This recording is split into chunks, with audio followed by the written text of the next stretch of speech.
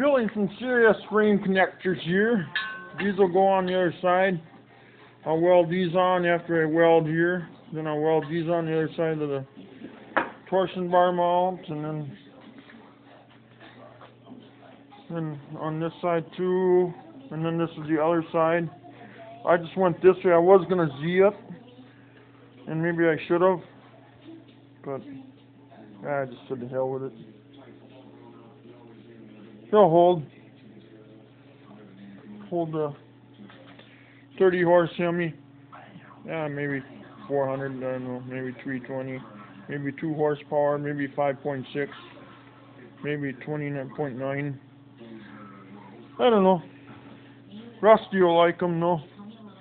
Needs more strength. Oh well.